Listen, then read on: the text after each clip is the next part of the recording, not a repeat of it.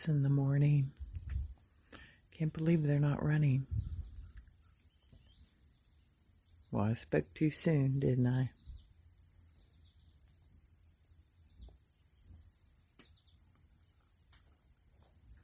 There they go. Hello. So I got most of my stuff set up to do my watercolor painting. I think I'm going to do some greeting cards today. That's usually what I do anyhow. I'll do the panels to put on the front of the cards. It's overcast all day today, so perfect day for me to sit here and create, I guess. So I can't really film this because the tripod doesn't quite get the right angle from above. I can't see the paper the right way, but I'll see what I can get. Okay, I'm going to get started. Okay, so for my first one, I'm just going to color in some egg shapes just to practice color and just get in the mood for painting today. It's just a small card. I do these for artist trading cards, and I leave them in random places in the store, and I put like an inspirational message of cheer or something on the back. I'll show some after a while. Anyhow, I'm going to get started. Okay, I'm going to come in with plain water inside the egg. I'll call it an egg, I guess. Egg shape. And I'll be careful not to go over the lines, but if I do, it's not going to be a huge deal. And while that's still really wet, because I'm going to want my water to move around inside there, I'm going to go pick up a color. Go over here and get a pink. And then I'll drop it in.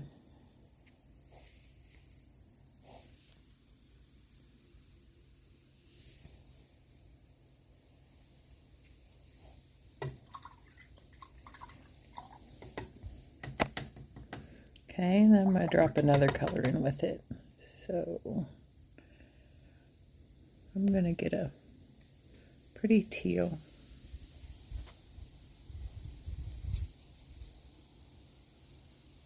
Let's get this one.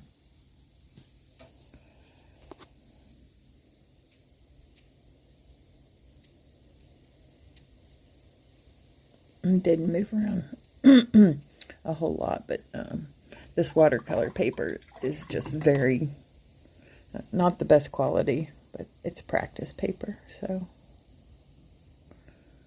Okay, and I'll see if I can get them to move together. Okay. And don't worry if you think you ruined it, because with watercolor, no, that's kind of the beauty of it. How it all runs together. And I don't really like to stay inside the lines most of the time. I think abstract is pretty. And anything that's not perfect is even prettier to me. Because, hey, nothing's perfect, right? Normally I would tape my paper down on a board. I may still go get my board here in a little bit. Okay, we need some other colors.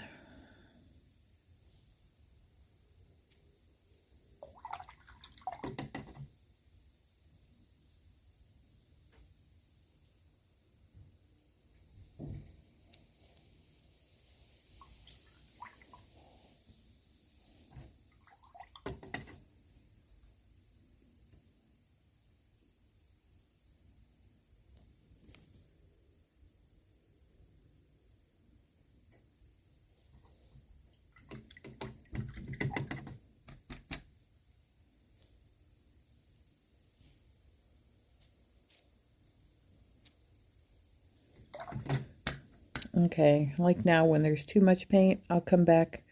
I don't have any water in my brush, and I'll just touch it there. And I'll pick up the excess.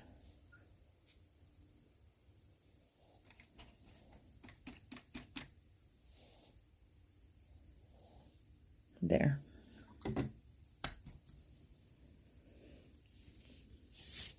Now I'll do one with less water this time. We'll come over here.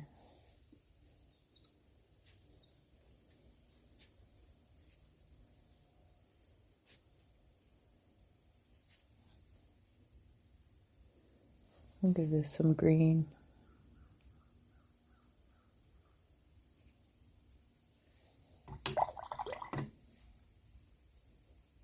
Okay.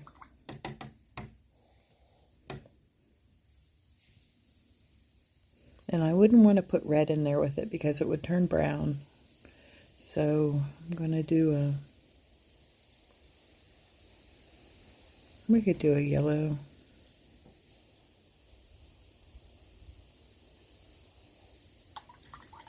And we could put a blue in there too.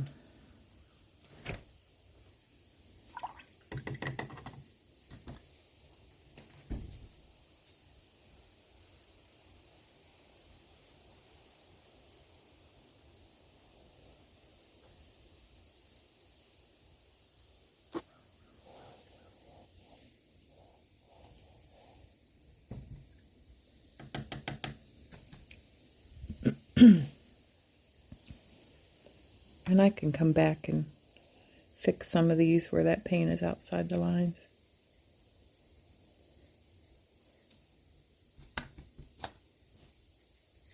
Still moving out. But you can clean up your edges.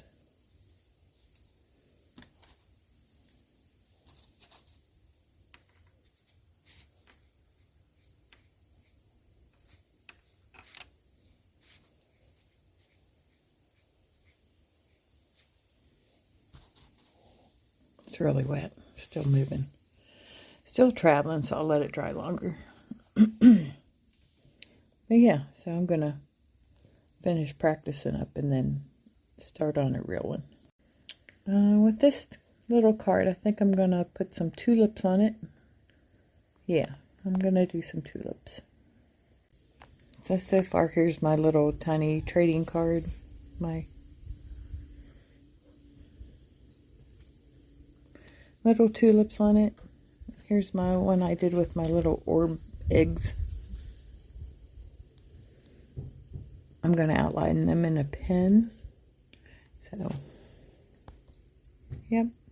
So here's this one after I outlined with, this is a Pigma micron pen.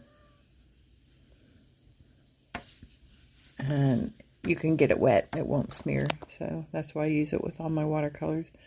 But yeah, I just doubled up some of the lines because I think it looks better that way.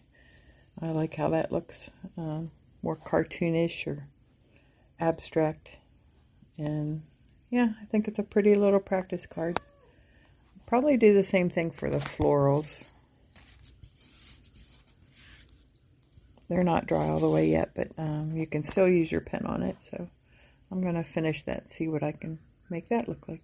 Okay, I finished up my little tulip card. I just think the pen just brings so much more to it. I think it's cutesy now. It just looks cartoonish, abstract. It just has enough. And I splattered it with some of the pink that I used for the flowers. And yeah, I just like how the pink blended into the green. Just used two colors. It's just enough. So yeah, I'm pretty happy with these two little things. So I'll probably move on to some bigger artwork. Okay, I did a bookmark. Got a bookmark done. I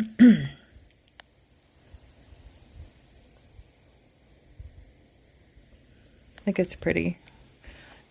Lots of bright colors.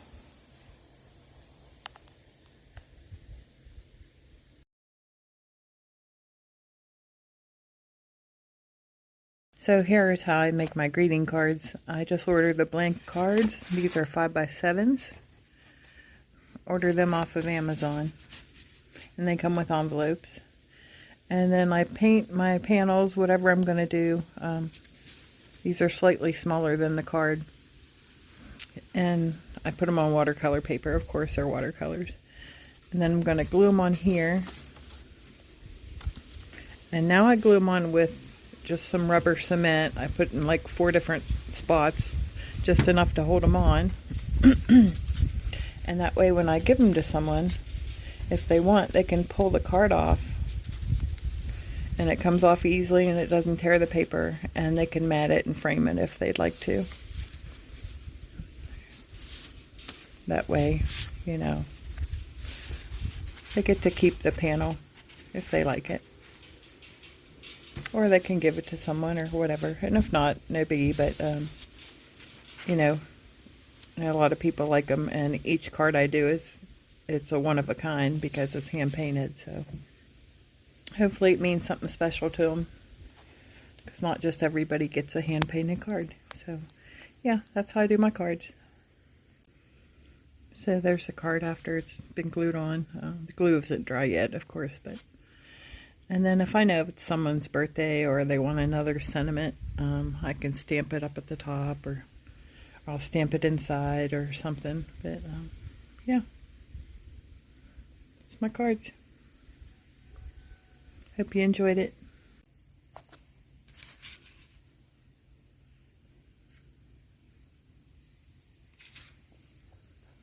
Okay, so here are some of my cheer cards that I've done in the past.